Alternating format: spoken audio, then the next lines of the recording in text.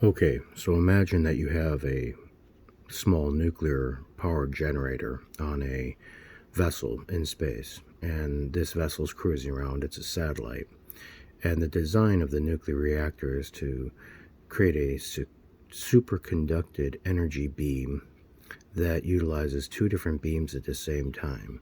The first beam is an X-ray beam, okay, so it targets what it's looking at, no different than targeting something on the ground when you're using a telescope, except for you're using a thin beam to identify the items within the area that are porous and reactive to the secondary beam.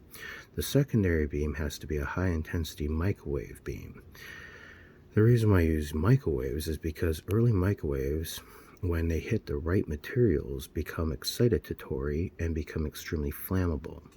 So in a sense, if you were a military agency and you were wanting to do something like create a fire, all you'd need is a good satellite, and from space you could just identify the things that are most combustible using an X-ray.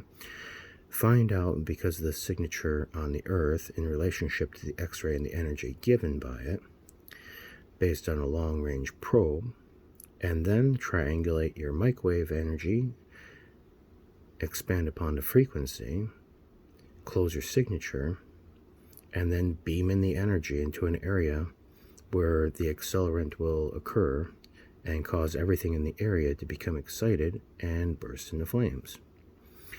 It would be an interesting thing because you could do it on all sorts of unique items like metals and glass and things that had no meaning inside of walls, inside of vats.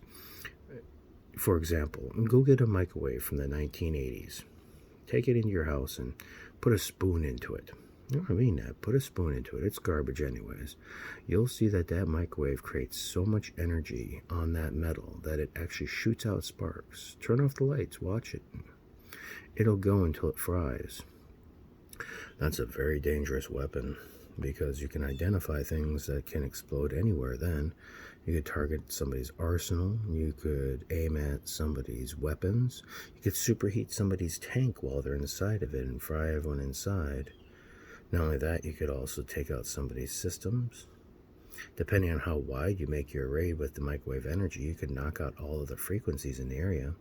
Microwaves are unique because microwaves supersede other type of wavelength forms. They usually don't spread that far, but when they're concentrated into a beam, then that beam doesn't want to let go of itself. It only wants to let go when it hits its splash product. Splash literally of what it is, because it's so concentrated on its way down that when it hits what it's hitting, the amount of energy that erupts from it actually splashes out. Anyways, if you wanted to make a really cool weapon, that's what I would do.